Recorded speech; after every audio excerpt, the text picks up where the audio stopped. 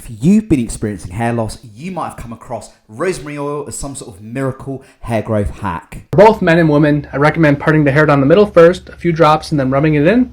But does it actually work? I put the science to the test and the results might actually surprise you. Now, initially I was skeptical of rosemary oil. You see all of these different sort of snake oil salesmen saying this works, this works, this works, and a lot are a waste of time. However, there is some research that came out comparing rosemary oil to minoxidil, and the results were actually quite favourable. Even rosemary oil has been appearing on TV recently. Rosemary oil as well? Yes, there's been a bit of an explosion of rosemary oil. There was a small study done many years ago comparing rosemary oil with minoxidil, and actually rosemary oil came out pretty favourable. Now, many of you who watch my content know that I wear a hair system, and you might be wondering, why on earth would you use rosemary oil when you wear a hair system? Well, I suffer from trichotillomania. It's a hair pulling condition, and it still does affect me somewhat on the sides of my hair. This is my natural hair, and it can get really quite bad if I let it grow long. I just start pulling it out. So this was my test site for the experiment, particularly on the right side of my head. So I really felt it was time to give it a go. I tried minoxidil in the past, and I just found that it really caused my scalp to be really itchy. But when you look at the science, this study done in 2015 actually showed it had a comparable effect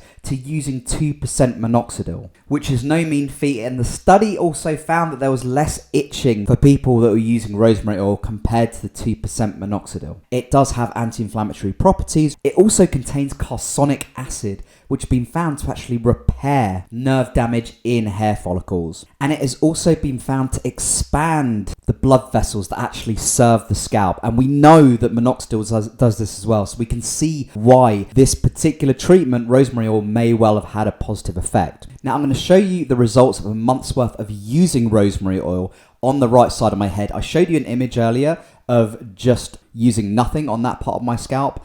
And now you can see a month in, some hair growth there. And that actually surprised me. I'm always super skeptical with these things. Now, has it magically grown all of that hair back? Well, no, but I'm seeing some progress with it. And I've been using literally 5 drops a day just to see what happens. And I've only been using it a month. I'll probably be using it for longer to see if I can get more growth there. I'm also going to keep my hair shaved short on the sides. But what I found was before using rosemary oil, even if I kept it short on the sides, that hair just wouldn't grow back. So I am quite encouraged. Now at this point, I would like to say this is not necessarily going to happen with every single person. It's also important to mention within the study that it was only comparable to 2% of minoxidil. Most people are recommended to take at least 5% minoxidil to get positive results when it comes to using minoxidil for hair loss. The study was also quite small as well. They need to test it on more people. Now, I found the best application method was using 5 drops a day. I would do it at night as well,